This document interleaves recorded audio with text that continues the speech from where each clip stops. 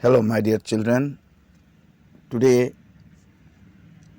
we are going to do the 10th chapter of your history. The name of the chapter is 18th Century Political Formations.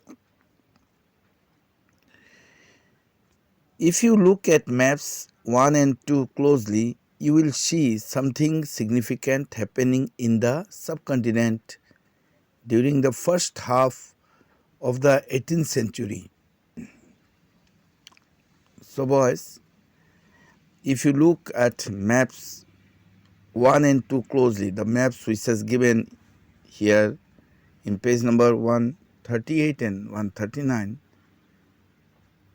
you will see something notable happening in the subcontinent during the first half of the 18th century. Notice how the boundaries of the Mughal Empire were reshaped by the emergence of a number of independent kingdoms. Boys, you have to notice here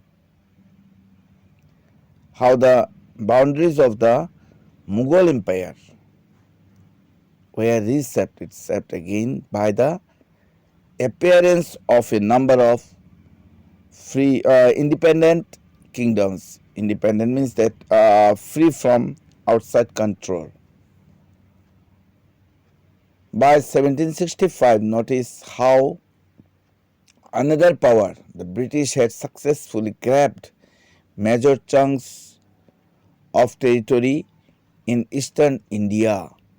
So by 1765, notice how another power, that is the British, had successfully grabbed means settled here in major chunks of territory in eastern India. How they settle here, that British, how they settled here, it means, okay. What these maps tell us is that political condition in 18th century India changed quite dramatically and within a relatively short span of time. What both of these maps it tells here, it tells us is that political condition during 18th century in India changed quite in a way that relates to drama and within a relatively short span of time, that means in a very less span of time, how that means dramatically it changed here. In this chapter, we will read about the emergence of new political groups in the subcontinent during the first half of the 18th century, roughly from 1707 when Aurangzeb died till the Third Battle of Panipat in 1761. So, most probably boys, here in this chapter, that is chapter number 10 boys, we will read about the emergence. Emergence means the process of being visible after being concealed of new political groups in the subcontinent during the first half of the 18th century, roughly from 1707 when Aurangzeb died till the Third Battle of Panipat in 1761. We are going to discuss about this. The crisis of the empire and the later Mughals. The crisis means time of intense difficulty or danger of the empire and the later Mughals. Now let us see based on this topic. In chapter 4, you show how the Mughal Empire reached the height of its success and started facing a variety of crises towards the closing years of the 17th century. So in chapter number 4, you show, dear boys, how the Mughal Empire reached the height of its success, the peak of its success, and started facing a variety of crises towards the closing years of the 17th century. These were caused by a number of factors. Emperor Aurangzeb had depleted the military and financial resources of his empire by fighting a long war in the Deccan. So these were caused by a number of factors. Okay, here Emperor Aurangzeb had depleted means use up the supply of the military and financial resources of his empire by fighting a long war in the southern part of ancient India. Under his successors, the efficiency of the imperial administration broke down. It became increasingly difficult for the later Mughal emperors to keep a check on their powerful Mansabdars. Under his successors, means under the successor of Aurangzeb, the efficiency means the state or quality of being efficient of the imperial, it is relating to to an empire, administration broke down. It became increasingly difficult for the later Mughal emperors in order to keep a check on their powerful Mansabdars. Mansabdars was a military unit within the administrative system of the Mughal Empire. Nobles appointed as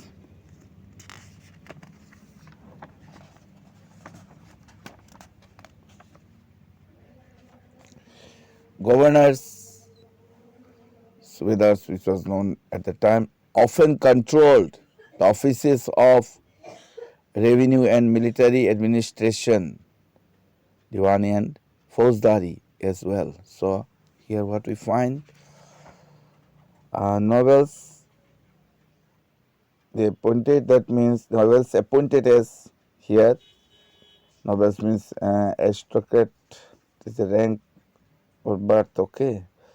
So they were appointed as governors, okay, and they always controlled the offices of revenue. Revenue means offices of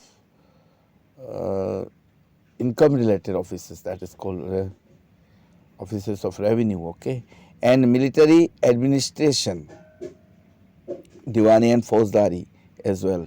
This gave them extraordinary political, economic and military powers over vast regions of the Mughal Empire. So this give means for you see, office of revenue collection and military administration here gave them extraordinary, okay, very unusual political, economic and military powers over vast regions of the Mughal Empire. As the governors consolidated their control over the provinces, the periodic remission of revenue to the capital declined. So as the governors, okay, they consolidated means more, which is more solid, their control over the provinces, the periodic remission means the cancellation, okay, of revenue to the capital, it falls down. Peasants and Jamindari rebellions in many parts of northern and western India added to these problems. So here the farmers and Jamindars rebellions here in many parts of northern and western India, it added to this problems. These revolts were sometimes caused by the pressures of mounting taxes, and these revolts was they were sometimes it caused by the pressurize of taxes. Okay, pressures of mounting taxes at taxes it was going on higher in that matter. Okay, at other times there were attempts by powerful chieftains to consolidate their own positions. At other times they were tried what by powerful chieftains to consolidate means which make solid their own positions. Mughal authority had been challenged by rebellious groups in the past as well. So the authority of Mughal had been challenged by rebellious groups in the past as well. But these groups were now able to seize the economic resources of the region to consolidate their positions. But these groups, they were now able to seize means take or hold of suddenly and forcibly the economic resources of the region to consolidate their positions. The Mughal emperors after Aurangzeb were unable to arrest the gradual shifting of political and economic authority into the hands of provincial governors, local chieftains, and other groups. Here, what happened? The Mughal emperors, the ruler of these Mughal, after Aurangzeb, they were unable to arrest the gradual shifting of political and economic authority into the hands of provincial governors, local chieftains. Chieftains means leader of a people, okay, here, and other groups. Boys, here, a rich harvest and empty coffers are here, okay. So you must get through this. In the midst of this economic and political crisis, the ruler of Iran, Nadir Shah, sacked and plundered the city of Delhi in 1739 and took away immense amounts of wealth. So, boys, in the midst means the middle part or point of this. So here, the middle part of this economic and political crisis. The crisis that means a time of intense difficulty or danger. At the time, the ruler of Iran, whose name was here Nadir Shah, sacked and plundered. Sacked means the dismissed from employment, and plundered means steal goods. Okay. The city of Delhi in 1739, and it took away extremely larger amounts of wealth from there. This invasion was followed by a series of plundering raids by the Afghan ruler Ahmad Shah Abdali, who invaded North India 5 times between 1748 and 1761. So this invasion means this attack, on an enemy, or that means this attack was followed by a series of plundering. Yet it was a time when steel goods, many a time raids by the Afghan ruler Ahmad Shah Abdali, who invaded North India 5 times between 1748 and 1761. So Nadir Shah attacked Delhi. How he attacked, and regarding this Nadir Shah Delhi, you get through this. Already under severe pressure from all sides, the empire was further weakened by competition amongst different groups of nobles. So, already under very great pressure from all sides, the empire was further weakened by competition amongst different groups of nobles. They were divided into two major groups or factions, the Iranis and Turanis, nobles of Turkish descent. Okay, Turanis means nobles of Turkish descent. Iranis and Turanis. For a long time, the later Mughal emperors were puppets in the hands of either one or the other of these two powerful groups. So, for a long time, the later Mughal emperor, okay, the Mughal emperors who come afterward were puppets. Puppets, was a movable model of a person or animal that is typically moved either by strings controlled from above or by a hand inside it. Okay, that is called puppets. You know that in the hands of either one or the other of these two powerful groups.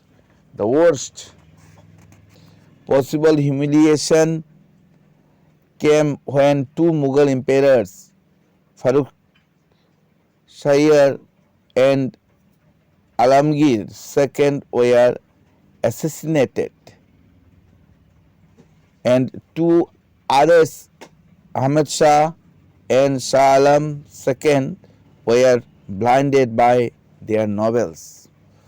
Here, the worst, okay, possible humiliation, okay, which was very bad. That means that possible humiliation, it came when two Mughal emperors, they are Farrukh Shahir and Alamgir II, were assassinated. Assassinated means murder for political reasons. And two others, Ahmad Shah and Shah Alam II, were blinded by their novels. Emergence of new states. Now let us see the appearance of new states.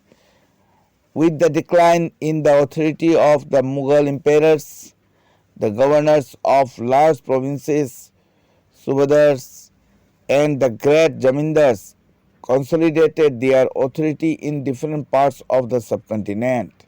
So, with the decline means with the fall down in the authority of the Mughal emperors, the governors of large provinces, large areas, Subadars, and the great Jamindars consolidated. Consolidated means make physically stronger or more solid their authority in different parts of the subcontinent. Through the 18th century, the Mughal Empire gradually fragmented into a number of independent regional states. So, through this 18th century, the Mughal Empire, they gradually broke into a number of independent regional states. Broadly speaking, the states of the 18th century can be divided into three overlapping groups. So, broadly, if you see, that means speak the here the states of the 18th century, it can be divided into three overlapping. Overlapping means extent over, so as to cover partly, okay, that overlapping groups, different groups. They are states that were all Mughal provinces like Awadh, Bengal, and Hyderabad. Although extremely powerful and quite independent, the rulers of these states did not break their formal ties with the Mughal Empire. So, although that means very powerful and quite independent there, the rulers of these states, they did not break their officially sanctioned ties with the Mughal emperor. Then states that had enjoyed considerable independence under the Mughals as Watan Jagis. These included several Rajput principalities. The last group included states under the control of Marathas. So the last group here we find it was included states under the control of Marathas, Sikhs and others like the Jats. These were of differing sizes and had seized their independence from the Mughals after a long drawn armed struggle. So these were of differing sizes. Yes, sizes it was differing and had seized their independence from the Mughals after a long drawn armed struggle. So after a great battle we have to say. They had seized their independence from the hand of Mughals. The old Mughal provinces. Amongst the states that were carved out of the old Mughal provinces in the 18th century, three stand out very prominently. So, among that means the states, what happened that were carved means that inscription out of the old Mughal provinces in the 18th century, three stand out very prominently. Three stand out very large extently. Large extent. These were Awadh, Bengal, and Hyderabad. All three states were founded by numbers of high Mughal nobility who had been governors of large provinces. Sadat Khan, Awadh, then governors of large provinces. Here, you see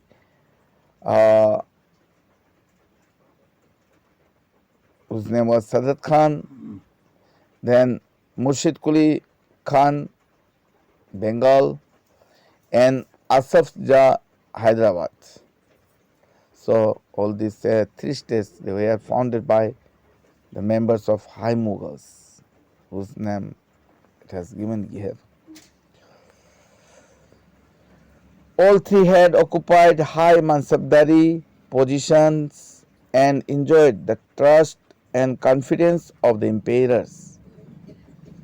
Both Asaf Jah and Murshid Quli Khan held a Jat rank of 7,000 each, while Sadat Khan's Jat was 6,000. So what happened here? Both you see Asaf Jah and Murshid Quli Jafar Khan, they held a Jat rank of which were having, that means 7,000. One of them, that is Asaf Jah, was having 7,000 each of that Jat rank, and then while Sadat Khan's Jat was 6,000. Hyderabad. Nizam ul Mulk Asaf Jah, the founder of Hyderabad state, was one of the most powerful members at the court of the Mughal Emperor Farooq Shah. So Nizamul Mulk Asaf Jah, he was the founder of Hyderabad state, and he was one of the most powerful members at the court of the Mughal Emperor Farooq Shah. He was entrusted first with the governorship of Awadh and later given charge of the Deccan. So you see, Nizamul Mulk, he was in the charge first with the governorship of Awadh and afterward given charge of the Deccan. As the Mughal governor of the Deccan provinces, Asaf Jah already had full control over its political and financial administration. Here is the Mughal governor of the Deccan provinces, so that area, the southern area. Asaf Jah already had full control over his political and financial administration was. Taking advantage of the turmoil in the Deccan and the competition amongst the court nobility, he gathered power in his hand and became the actual ruler of that region. So as he was getting that facility of the turmoil means uncertainty in the Deccan and competition amongst the court nobility. So he had power in his hands and he became the actual ruler of that area, of that region. Asaf Jah brought skilled soldiers and administrators from northern India who welcomed the new opportunities in the south. Asaf Jah brought skilled soldiers and administrators from northern India who welcomed the new chances in the south. He appointed mansabdars and granted jagirs. So here Asaf Jah appointed mansabdars and granted jagirs. And jagir means was a sort of medieval land award in the Indian subcontinent.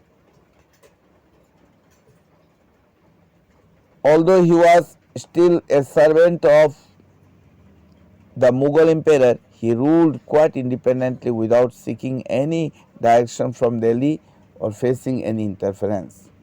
So, although he was still a servant of Mughal emperor, but he ruled quite freely, without seeking any direction from Delhi or facing any interference, means they are facing any interrogation.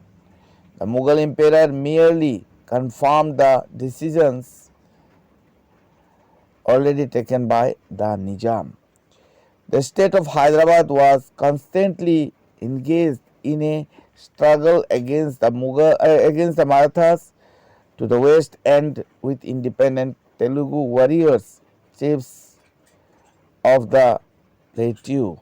So the state of Hyderabad, it was always engaged in a struggle against the Marathas to the west and with independent Telugu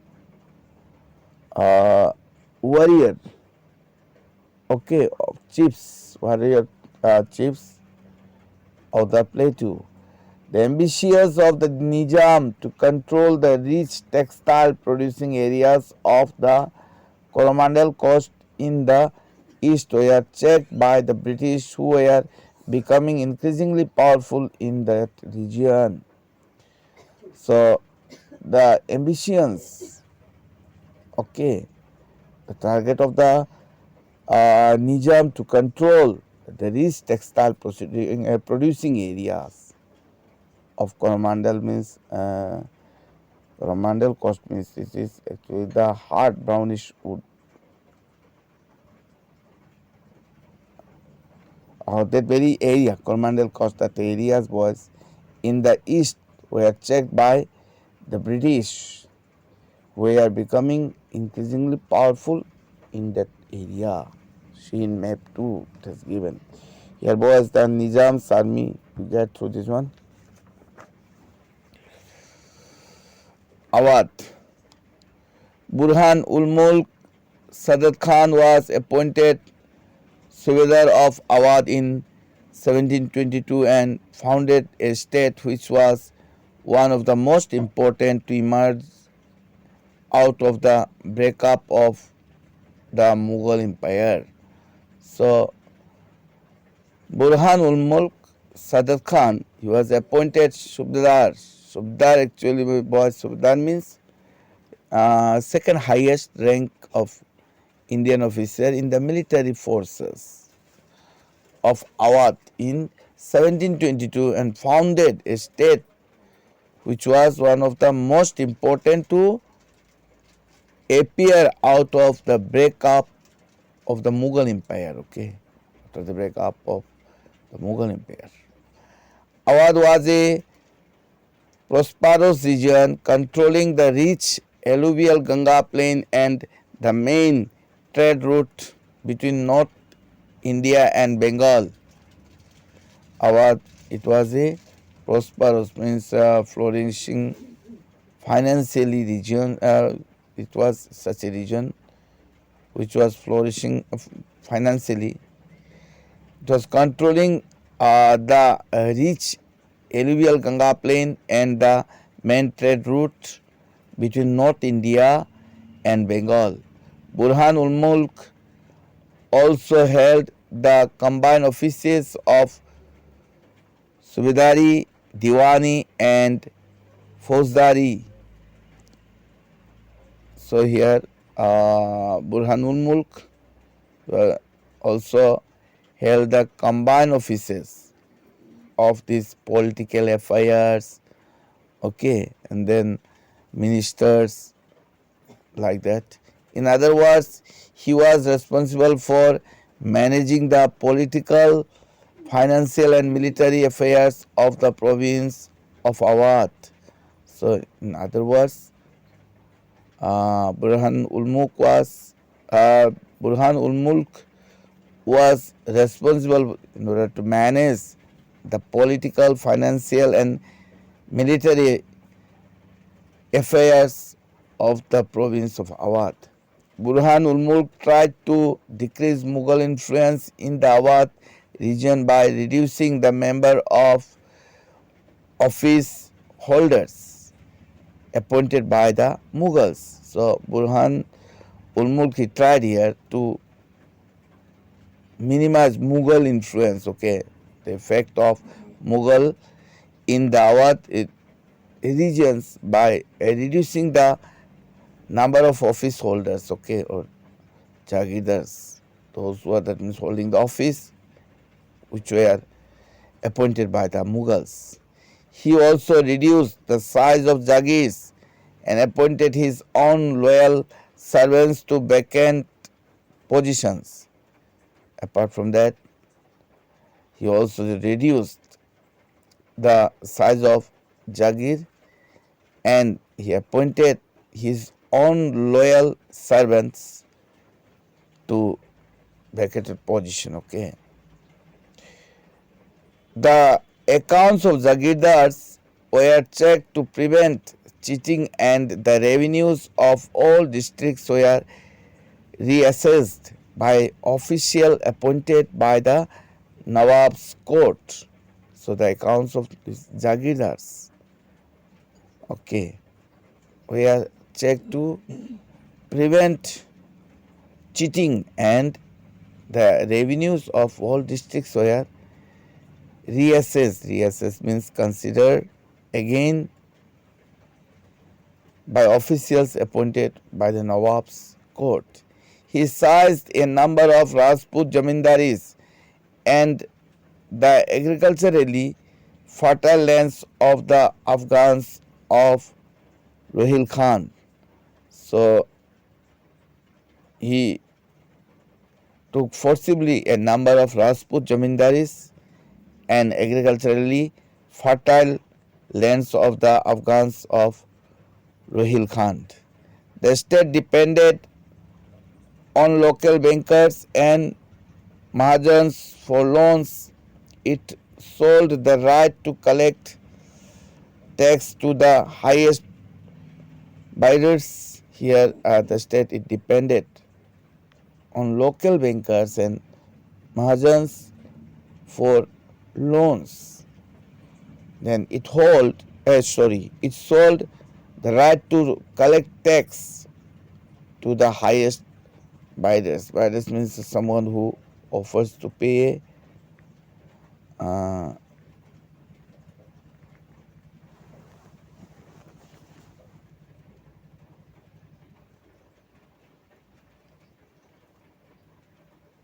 amount of money. Okay. These revenue farmers agreed to pay the state a fixed sum of money. Local bankers granted the payment of this contracted amount to the state. In return, the revenue farmers were given considerable freedom in the assessment and collection of taxes. You see, after doing that works, in the reply, the revenue farmers they were given considerable freedom, means here remarkable freedom in the assessment. That means here those people they get, and collection of taxes.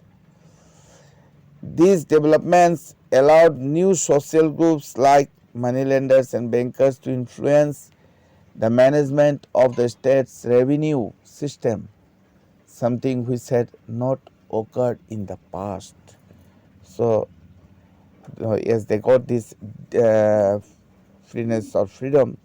So, these developments it allowed new social groups like moneylenders whose business is lending money to others who pay interest, and bankers to effect the management of the state's income system, something which had not occurred in the past. That means which was not occurred earlier. So let's up to here for today. Thank you all.